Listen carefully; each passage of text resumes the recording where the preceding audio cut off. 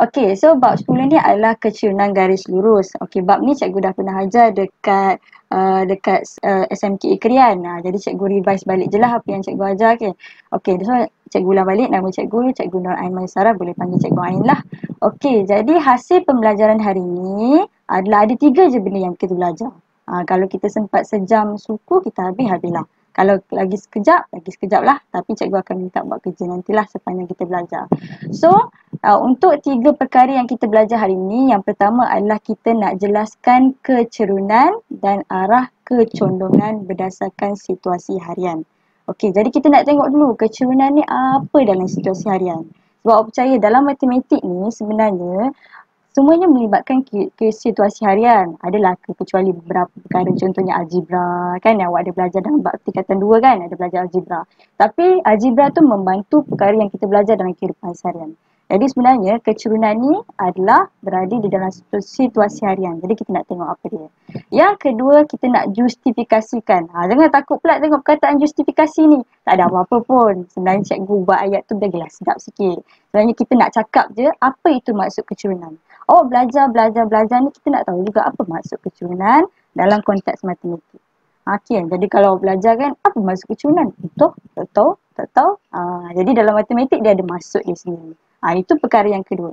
Yang ketiga, kita nak selesaikan masalah melibatkan kecerunan. Ini baru fokus pada dalam matematik lah.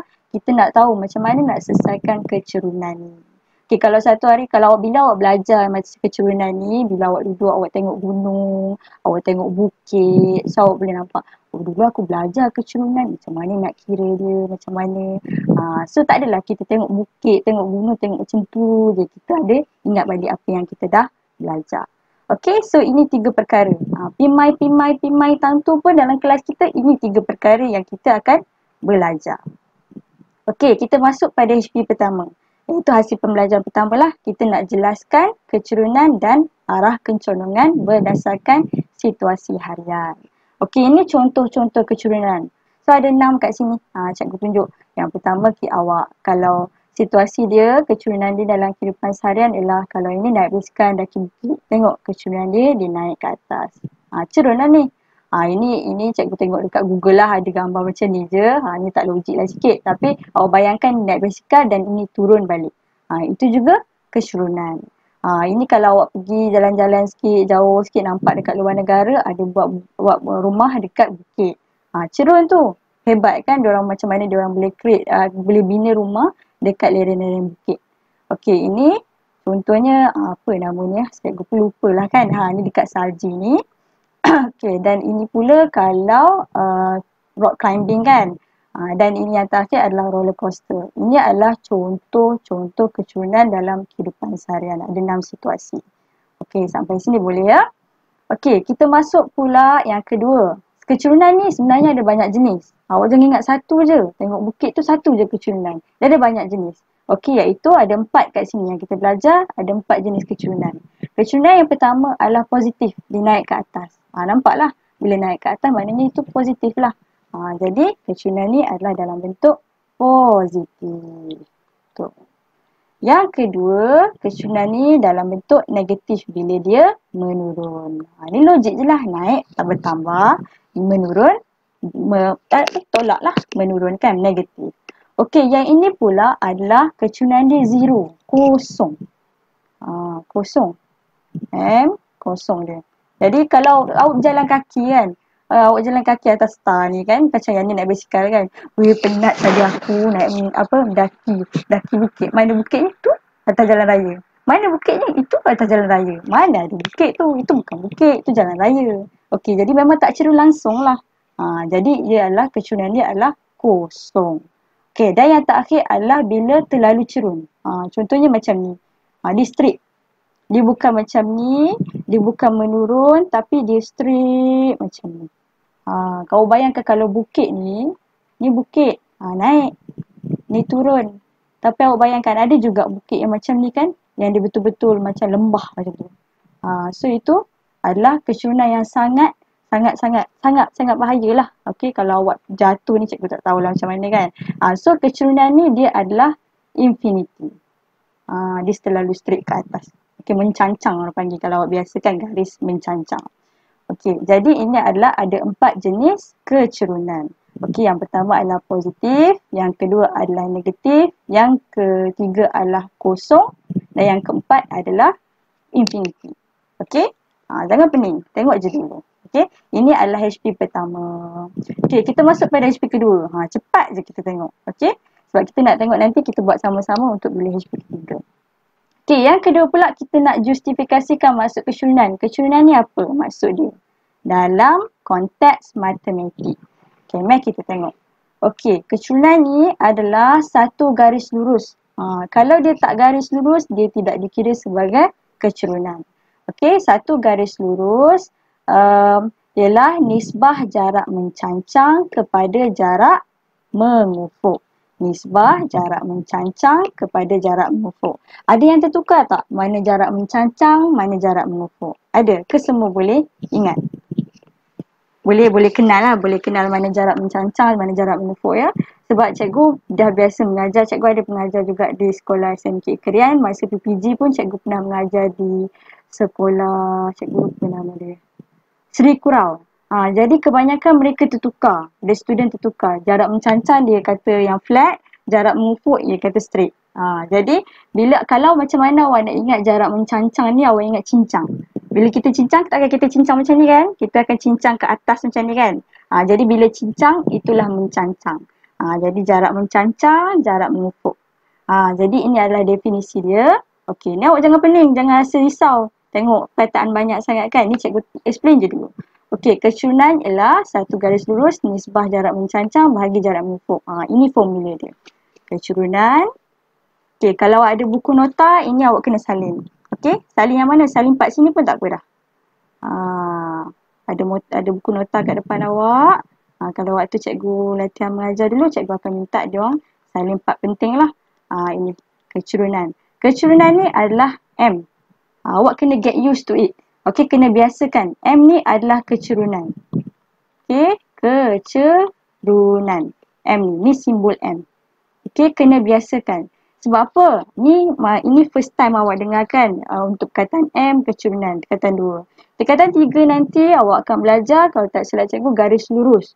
Juga ada melibatkan kecerunan. Perkataan 4 pun ada juga kita belajar tentang kecerunan. Perkataan 5 pun ada juga kita belajar tentang kecerunan. Sebab dia akan jadi sub. Jadi awak kena biasakan dengar perkataan kecerunan. Okey, so kecerunan ni dia punya simbol adalah M sama dengan jarak mencancang bahagi dengan jarak mengufuk. So salin dekat bahagian ni lah. Kalau ada buku nota kat depan. Kena ada buku nota lah, salin lah kan. Okey, garis dengan nilai sudut yang lebih besar mempunyai nilai kecerunan yang tinggi. Okey, maksud dia kat sini. Okey, awak bayangkan ada 2 bukit. 2 bukit ke 2 tangga. Okey, 2 tangga lah dari tadi bukit kan. Okey, ini tangga. Tangga A dengan tangga B. Tangga B. Okey, terima kasih siapa yang respon tu. Okey, tangga B. Okey, tapi bila kalau orang tanya kan, kenapa? Macam mana awak boleh tahu itu tangga B yang lebih cerun? Okey, awak mungkin boleh cakap sebab dia lebih tinggi. Okey, bayangkan kalau dia tinggi yang sama. Okey, jadi dia akan bergantung kepada ini yang dia sebut ni. Dia bergantung kepada sudut. Okey. Ni cikgu lukis ni nampak dia hampir-hampir sama. Sepatutnya dia tak samalah. Mana draw cikgu? Contohlah. Jadi sepatutnya dekat sini. Padam sikit. Okey. Draw balik kat sini. Okey. Semestinya darjah kat sini adalah lebih tinggi. Contohnya kat sini adalah 75. Ini pula adalah theta dia 60. Okey. Ni theta dia. Ini darjah lah. Jangan pelik pula dengan theta ni kan. Okey. So ini adalah 75 dan ini adalah 60. Jadi kalau orang tanya pun, kalau awak boleh jawab dalam matematik kan. Sebab dia punya darjah, nilai sudut dia lebih tinggi. Tangga B ni. Bila tangga B tinggi, darjah dia ataupun sudut dia tinggi, maknanya dia lebih cerun. Okey, ni tangga. Mungkin tak nampak. Cikgu lukis sekali lagi. Contoh dia bukit jugalah. Tak nak pimai-pimai bukit juga kan. Okey, ni bukit A dan ini bukit B. Okey, nampak? So, bukit A ni awak ambil. Okey, kita tengok dia punya ni adalah darjah dia lebih tinggi. Contohlah ni kan. Ni darjah dia. Nilai sudut dia. Ini pula adalah nilai sudut yang kedua.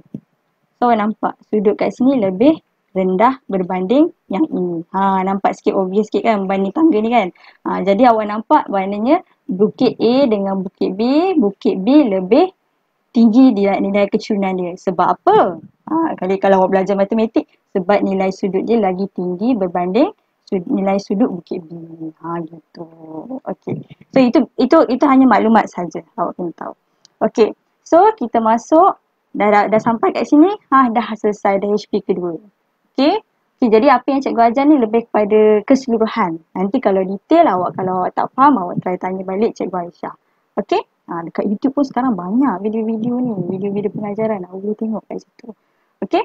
So kita masuk pada HP kedua. HP 2 ni yang penting. Yang ni cikgu akan minta awak buat. Kita sama-sama buat.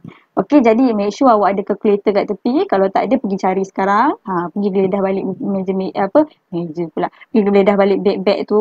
Tolong keluarkan calculator. Jadi keluarkan buku nota awak. So kita akan selesaikan sama-sama macam mana melibatkan kecurunan. Okey, sebelum kita masuk HP kedua, cikgu ulang balik. HP ketiga, cikgu ulang balik apa yang cikgu ajar. Mungkin ada yang baru masuk kan. Okey, so hari ni kita belajar bab 10, kecurunan garis lurus.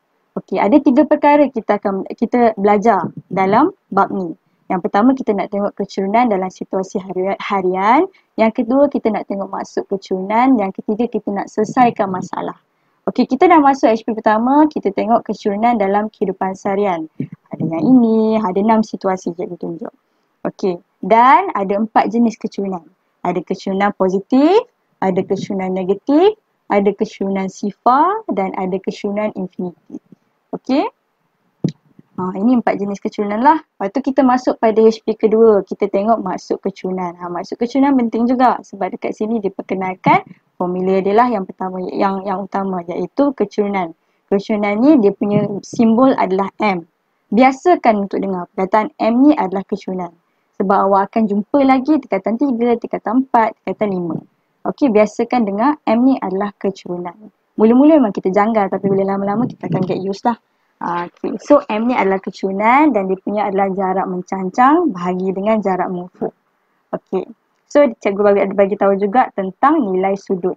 Semakin tinggi nilai sudut tu, semakin tinggi dia punya kecurunan. Okey, semakin tinggi, semakin rendah dia punya nilai sudut, makin rendahlah kecurunan dia.